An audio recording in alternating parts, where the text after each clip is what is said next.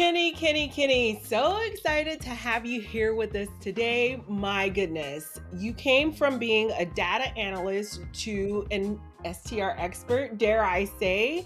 It's been quite a journey. And I really want to just dive in and ask you what inspired you to transition from being a data analyst for Citibank to what you're doing right now and your approach to real estate.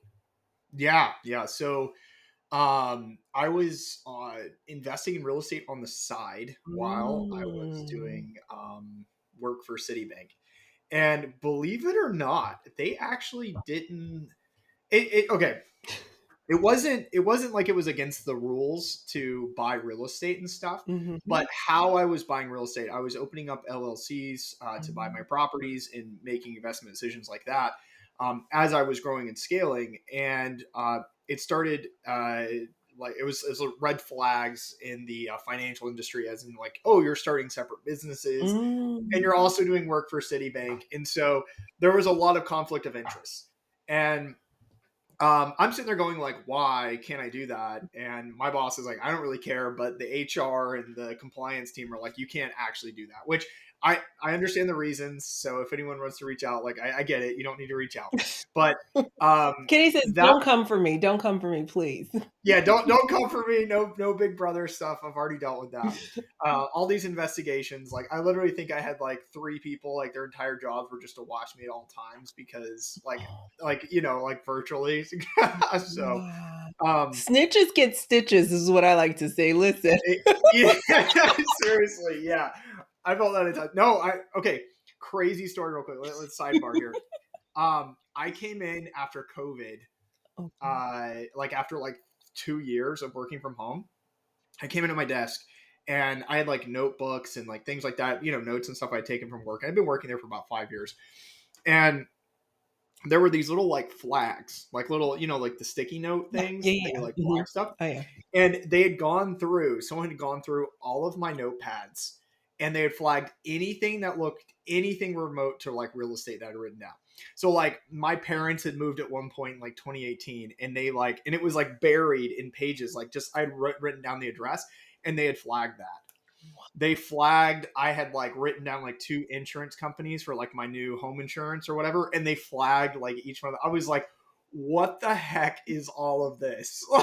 Like, I know they read my emails, I know they monitor all that crap, but like they literally like went through, and I get it, it's at work, but it's like it's just kind of creepy. It It was like is. way too Big Brother, and no one told me about it. It wasn't like, hey, yeah, like we went and we checked out these things, or like no one asked me questions about it. It was just like they were there watching. And so that was the moment I knew I had to get out. I was like, I gotta get into purely just real estate, do what I'm doing, but do it at a larger scale to cover my expenses and Oh lifestyle. So, yeah.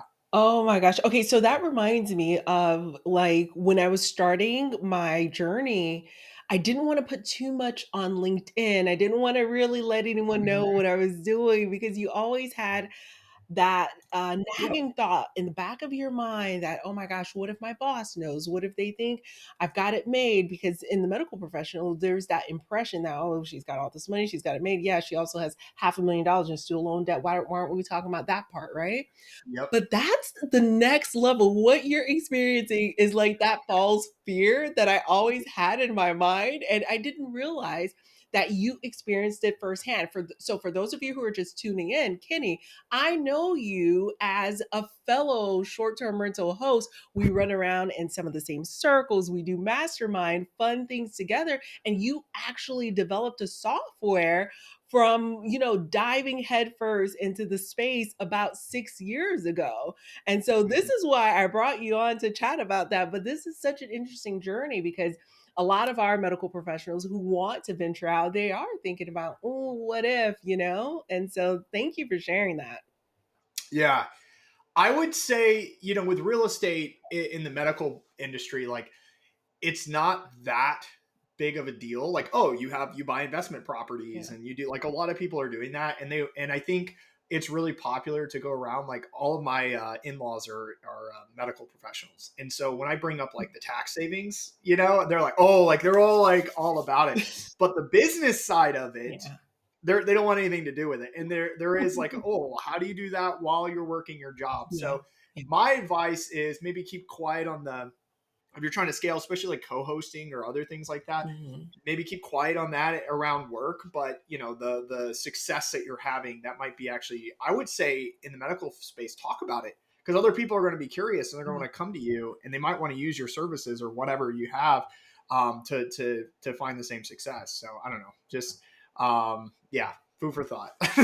So So, true, so true. So one of my favorite things about you, Kenny, and I'm a spreadsheet girl. I love a good spreadsheet, and yep. so we like to geek out on the data. So, latest and greatest, we want to give the community as much tea as possible. What would you Mm. say, having looked at like the best of times and the worst of times, because we have seen a lot of booms over the last few years, but we've seen a lot of challenges also. So, what's been the most surprising insight that you've gained about the markets that you've been analyzing? Well, okay. Let's well, I guess let me I mean it's fine to just vomit or diarrhea data, right? Yes. Like just tidbits of information I've learned over time. Like, as disgusting as that sounds, let's give it all, and hopefully your listeners will take some value away. Yeah. um but number one, the most important lesson I've learned, at least in the last 3 years, like really being super intimate to the market data and everything, is that markets fluctuate. Mm. Like, for example, we saw it, like a Joshua Tree, California is the one that comes to mind that we're really shocked about.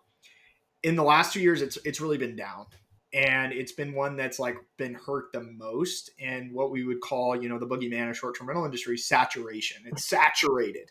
Okay, well, it didn't make sense to go in and buy there unless you could work the best deal and you had a ton of experience and all this other stuff.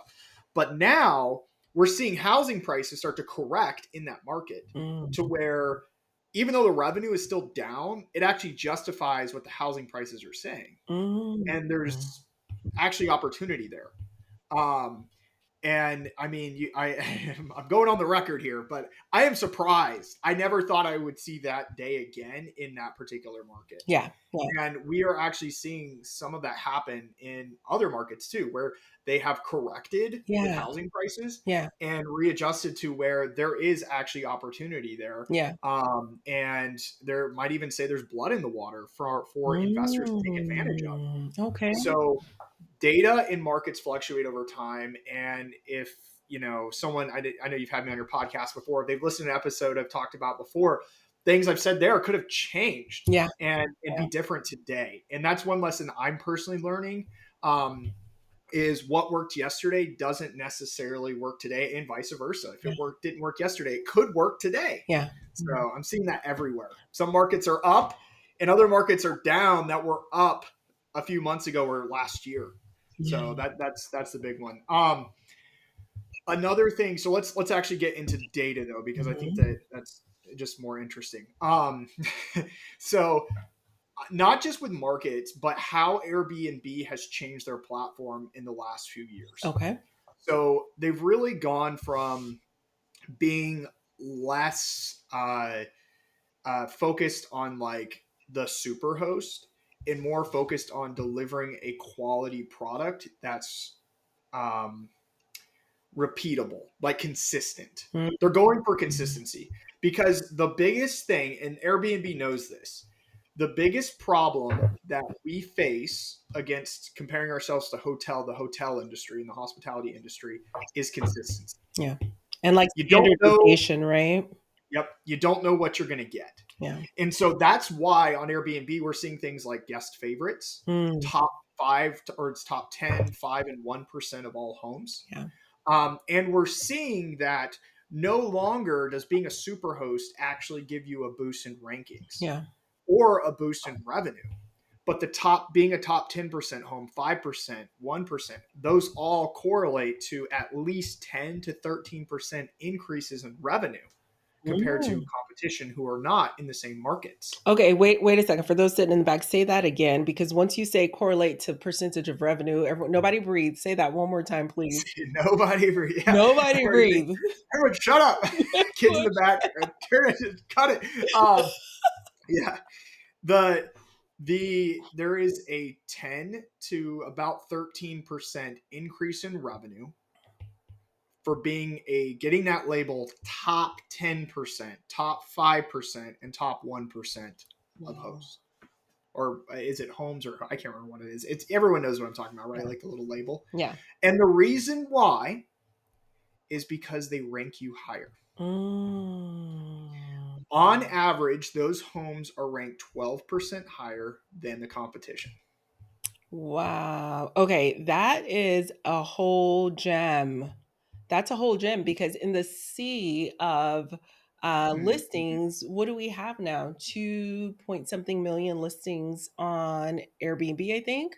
Yeah, like 2.4. 2.4 million listings on Airbnb. Well, to be ranked in the top, 5, 10% of your market and to get that little push, it really, really helps. So thank you. Thank you. Thank you. Thank you for that gem.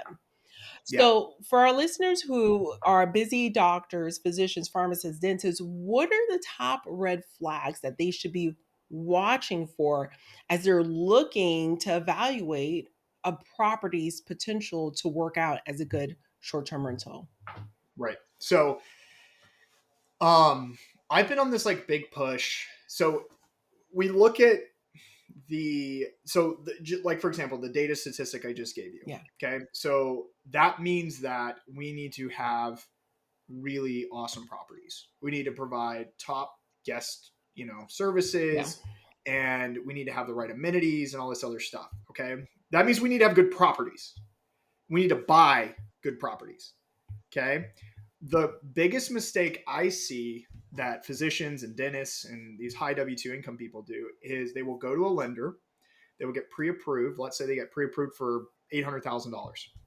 Okay, they'll go, great, I'm going to go buy an $800,000 property. yeah, That's not how you find a top performing property. Now, there top performing properties that are 800,000, sure, but it's actually based on the cash on hand that you have to invest into that property so that it will be the top of the market. yeah, So if you only have $80,000, well, the lender says, hey, you have 80,000, you can get a 10% down, second home loan and buy an $800,000 property. That doesn't mean that you should go buy an $800,000 property at 80,000. So for me, I'm telling people, take what you have cash on hand and budget what you're willing to invest into a property. And usually I call it the 20% rule. Okay, so I take whatever financing aside. So if you do 10, 20, 25, whatever, take that aside, and you take about 20% of the purchase price, and you need to leave that open. You need to have that cash on hand to invest into the property in order for it to be a top performing property, so you can be in the top 10, 5, 1% of Airbnbs. So 800,000, you're thinking 160K or so to add pickleball and putt and all Furnishings, the design, decor, everything. Yeah. Okay. You're not going to, a second red flag. You're not going to find an Airbnb most of the time. There's some instances, but I'm going to say 90% of the time, you're not going to find an Airbnb that's 100% ready to go. Yeah.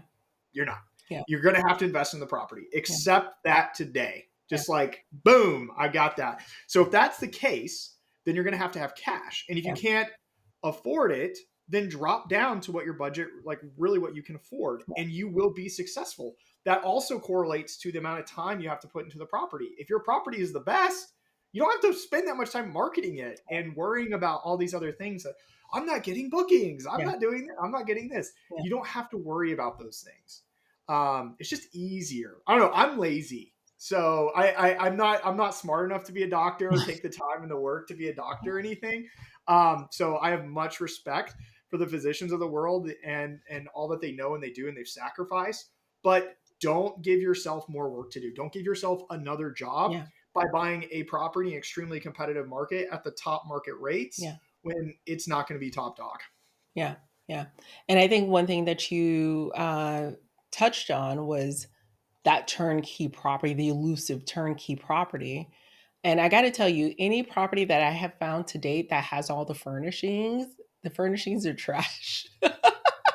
No offense, but the furnishings Yeah. are trash. I hate to tell you. And so, yes, don't let people seduce you. A lot of our physician community, doctors, pharmacists, dentists, they come and they say, well, they're going to charge a little bit higher because they're including the furnishings. No, the furnishings are going to cost you money to trash Yes. the property. The furnishings are You trash. gotta buy a dumpster now, and yeah, I would tell them, nope, take that stuff and leave.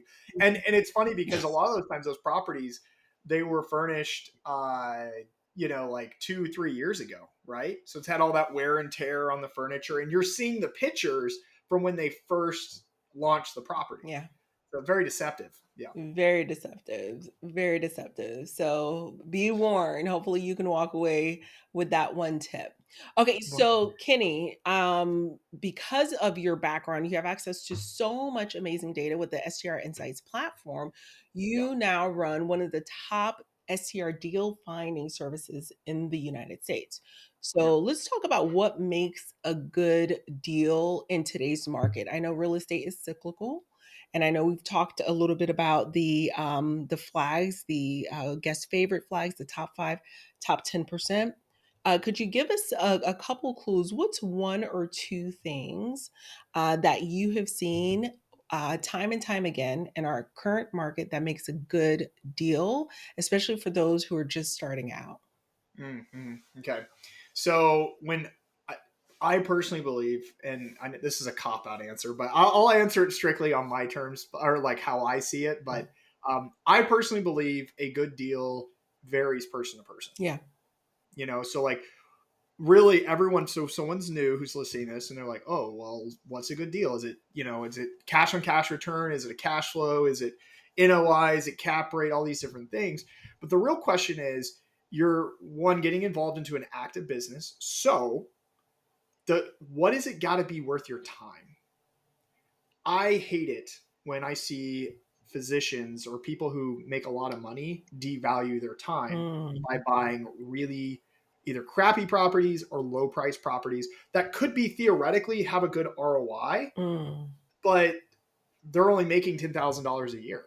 I'm like, is that really worth it? Is that worth your time? Let's be honest. Like your time's about you. Why are you doing this? Are you doing this just to have another job? Heck no. Heck no. Yeah. No way.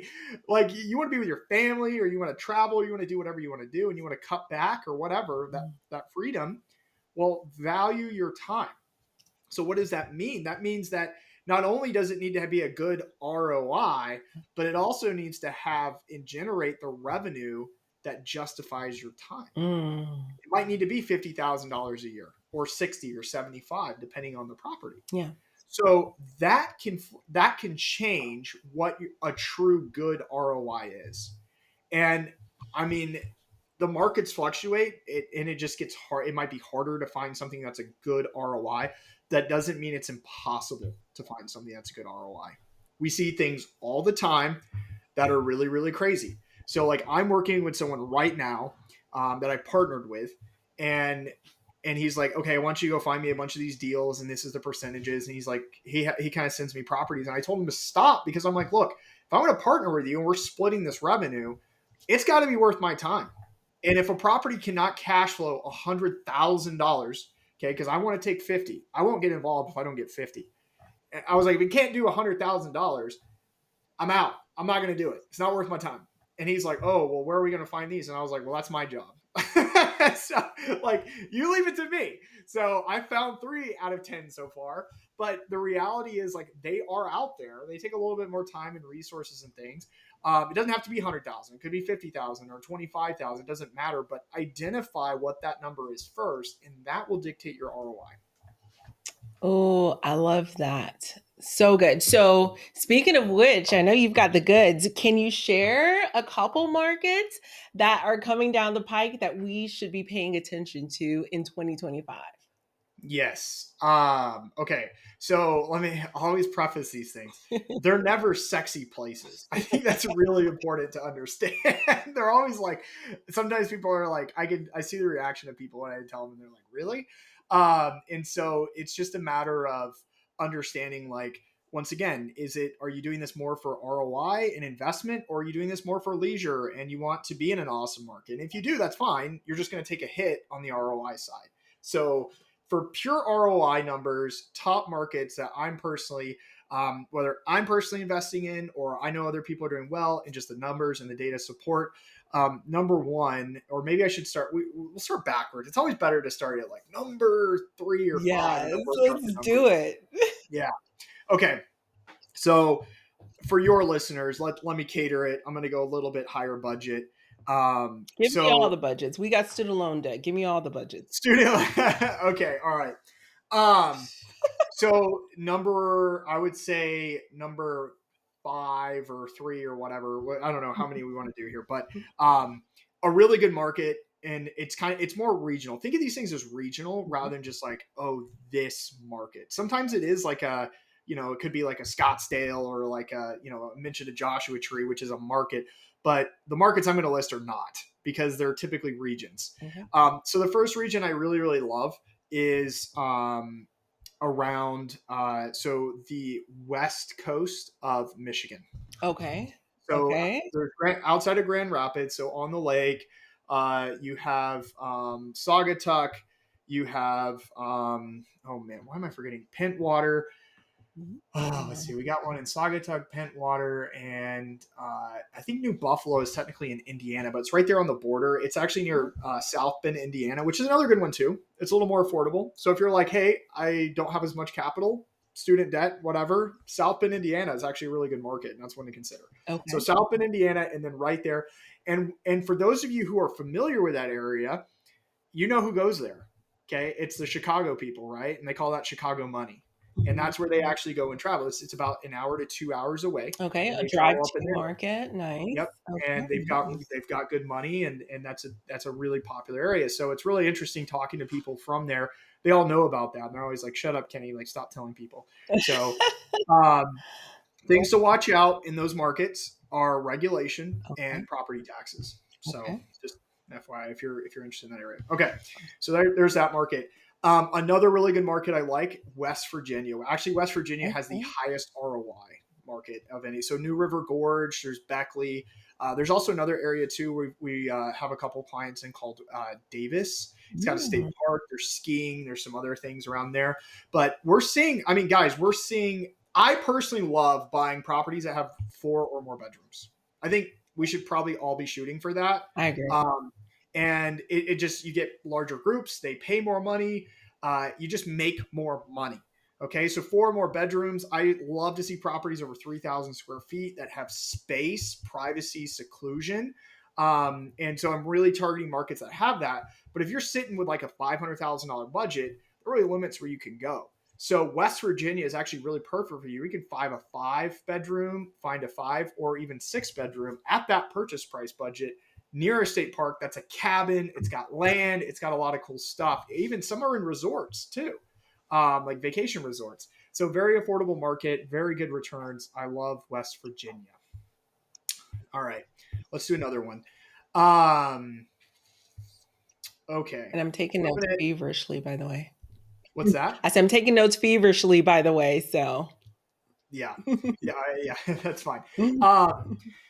Another one too that's gotten hot. That this is more of like, well, it could be. It ties into the region, but I love San Antonio. Oh. Yeah, San Antonio out so north side of San Antonio. We don't want to be in the south. We don't want to be near the base. We want to be near the airport, the nicer parts of San Antonio, and then that kind of ties into the Texas Hill Country as well. Oh. Um, Okay. Competitive, but certain areas like Wimberley. I like if you can get Dripping Springs, which is right outside of Austin too. So I do like Austin, but outside of Austin. Mm. So on the Why? way to the Texas Hill Country, Can you tell me that's more where I about would that? be. Can you tell us Yeah. why? Why you live Um, outside of Austin? yeah. Well, I worry about the longevity with regulations in Yeah. Austin. Okay. So I know the state said you can't do that, but the city, it's going to come back like at some point. They're going to come up with something stupid, and you just don't want to be impacted by that. So I've been really honestly, I've been burned. I've been burned in Buffalo, Mm. where they just put Axe, Buffalo, New York. That's where I live, and so They just axed, certain short types of short-term rentals, and I was out. It's like, you're out one day. And then the city is like, oh, well, we might change the rules. And it's like, it's what the damage is done, So, so I'm a little bit more wary of being in cities, but I Mm, love being outside of them, especially if you can get a big property.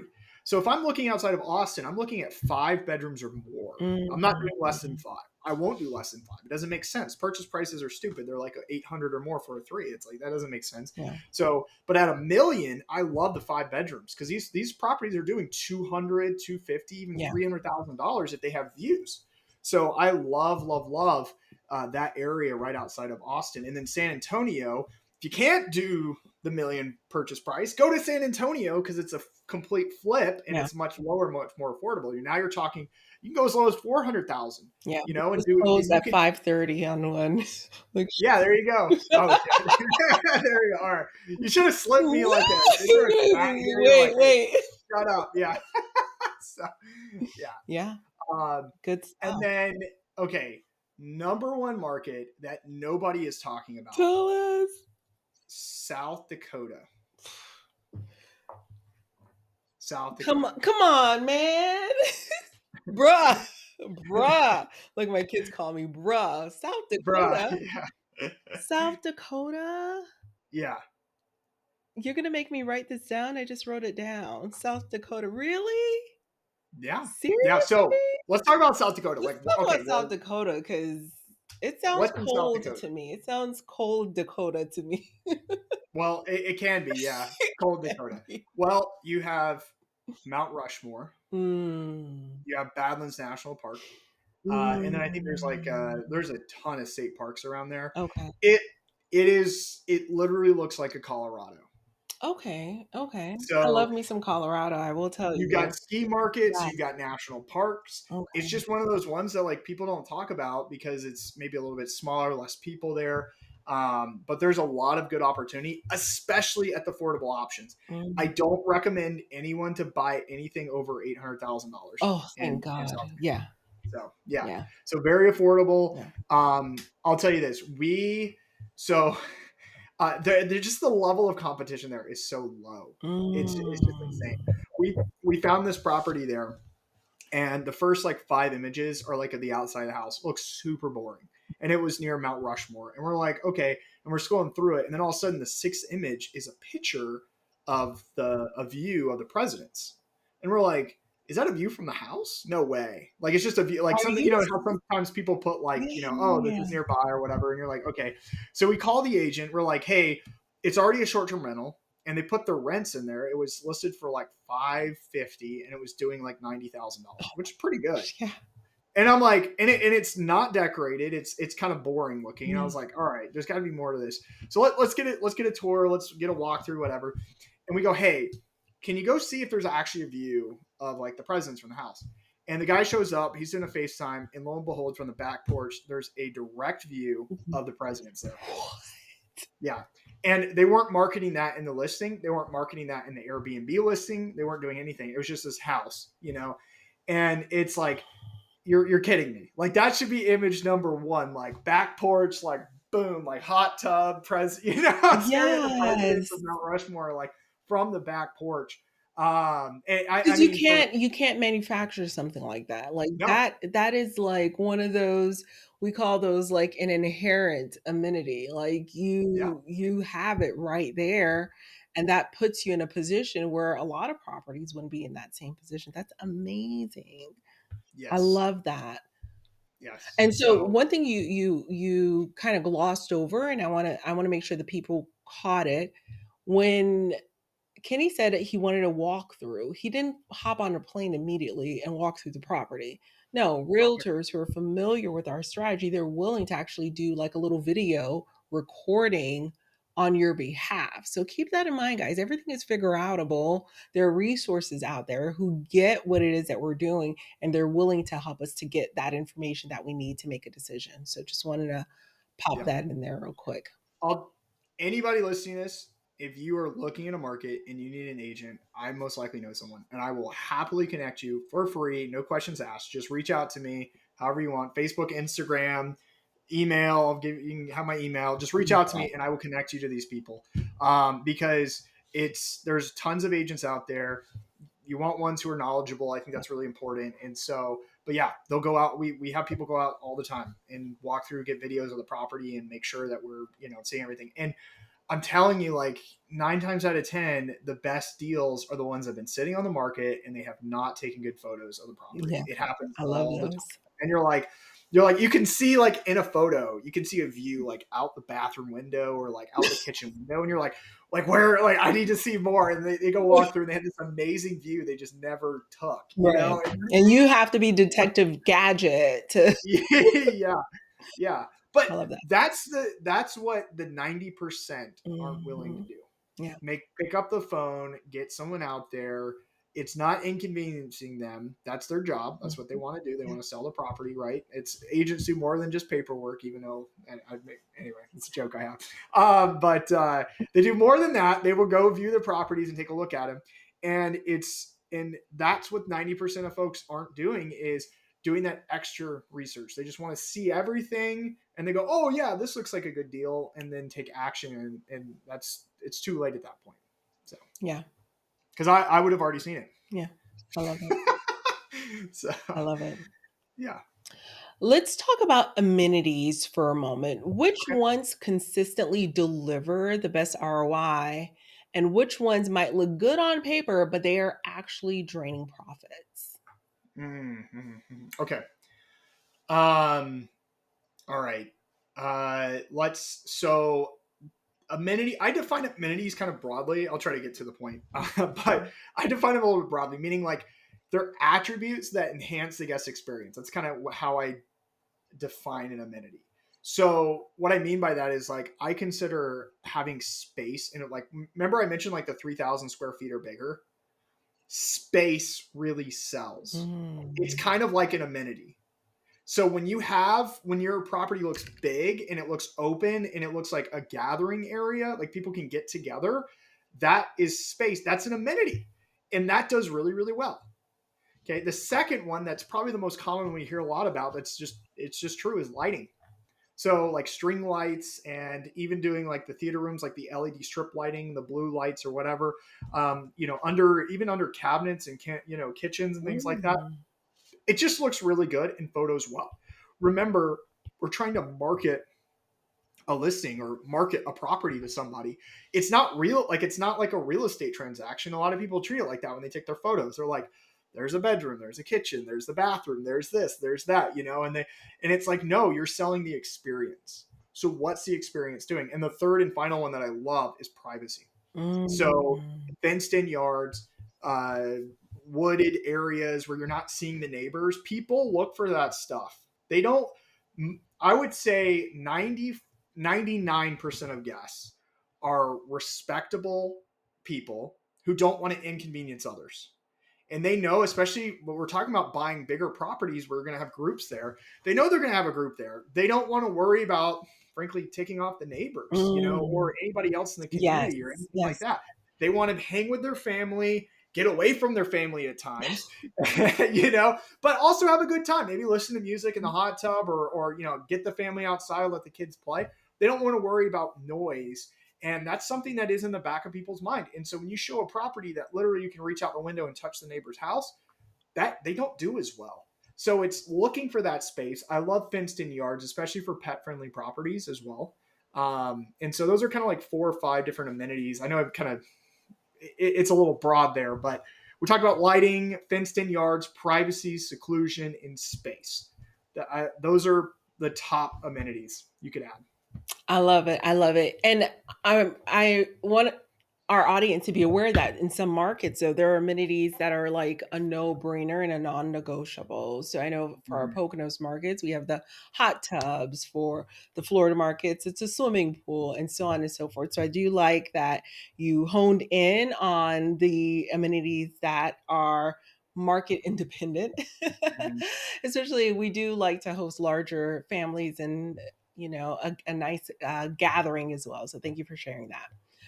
Yeah. All right, Kenny. Well, it is time for our rapid fire Okay. questions. Are you ready, my friend? I I hope so.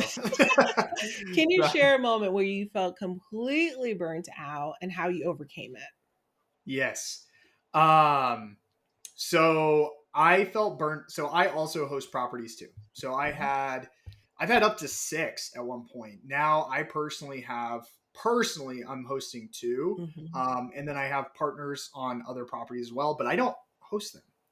And it's because I got burnt out. And so Mhm. a moment I got burnt out, it was New Year's Eve at 2 a.m. in the morning, and the guest calls me and says the toilet is overflowing from the second floor down to the apartment below, and there's water everywhere, and it's just a nightmare. And I'm like, it's New Year's, like, come on. Like, I just, it was just so like frustrating. And that happened well, no, it happened the year before. Mhm. And it made me go like, is this really the type of, not, I love this business. I really do. I love the hospitality side. I love what we do, but it, the way I had it set up, it was more like Mhm. another job. And Mm. so it made me realize at that moment, did I have the right systems and processes in place? Did I have, am I leveraging the things that I have available, like virtual assistants, Yeah. or maybe I should get a co-host So or good. whatever.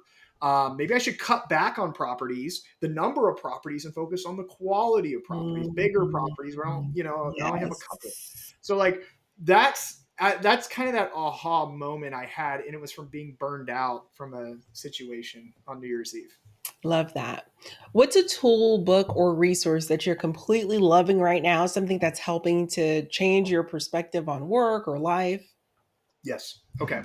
So I think everyone should read this book. It's called Stories That Stick. It's by Kendra Mm. Hall. It's all about the power of storytelling. And Mm. I do a lot of public speaking, and I'm a really bad storyteller. A really bad storyteller. As someone who's analytical, Same, gets up and is same. like, here's the data, Mhm. here's the spreadsheets. I absolutely like, I don't get storytelling, like in a sense Mhm. of like naturally it doesn't come to me. But reading that book and realizing and seeing the connections and actually like applying things she said really has changed not only how I speak, and I want to just mention that too, but also with how I look at Airbnbs or short-term rentals. Mm. You know, guests don't care. Like I was mentioning before, they don't care about the tour of, oh, there's the kitchen, there's the bathroom, there's this, there's that. They care about the experience, the story that they're going to have at your property. Oh, What story are you relaying to them? I love that. And we have such an opportunity. We have a captive audience, someone who's actually looking at your listing. Yeah. So, how do we draw them in? What are the words we're conveying? So, I love that. Yep. What's the craziest real estate story that you've either heard or experienced? Um. Okay. So craziest one. Hmm. There's so many. Okay. So I guess I'll just share like the craziest Airbnb experience I ever had. And a lesson learned from it as well. So I got a random message after a guest checked out, Okay. and I think it was a joke. I still don't know to this day. It was really, really weird, but it was kind of funny too. The guest sent me a picture. All they did was sent me a picture after they just said, "Hey, we left." And they're like, "Oh, by the way, we left you some of these," and it was literally shrooms in a bag. And they like took a picture. It was like by my fridge, and I was like, what?" And then I kid you not, like 2 hours after, my entire listing and profile got shut down from Airbnb. And so I had to drive to the property, video the property, show them that there were no shrooms on the property, to Airbnb, and basically like go through this whole process. And I still to this day, I didn't find anything. Still to this day, God. 100% believe the guests were just joking. I mean, they had shrooms obviously, but like they were just like kidding.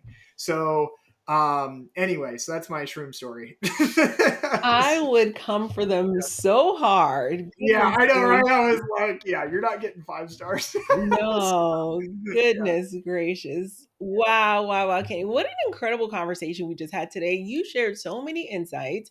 You spilled the tea on some markets, which is absolutely amazing. You helped us to avoid some common pitfalls and identify some amazing deals. So thank you, thank you, thank you for sharing with our listeners. I would love for you to let the people know how can they best connect with you. How can they best connect with me? Well, if you like humor, then you need to follow me on Instagram because you can also connect with me there because I do some good reels and stuff that are funny but also educational, so that's a good way. So connect with me on Instagram at Kenny_Bedwell. You can reach me on Facebook too. That stuff pops up on Facebook. I think it's my Kenny Bedwell. So look me up on Instagram or Facebook. Obviously, if you want to check out our services, strinsights.com, and you can reach out there as well. So.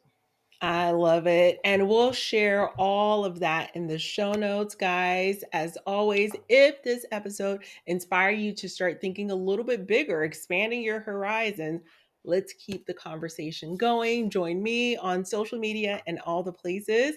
Until next time, my friends, let's keep dreaming, let's keep investing. And remember, your financial freedom is not just a dream, it is a whole strategy, my friends. So, I'm Dr. Rachel Gainsbrugh, and this is the Luxury Rental Doctor Show. Stay inspired, and I will see you next time. Bye bye for now.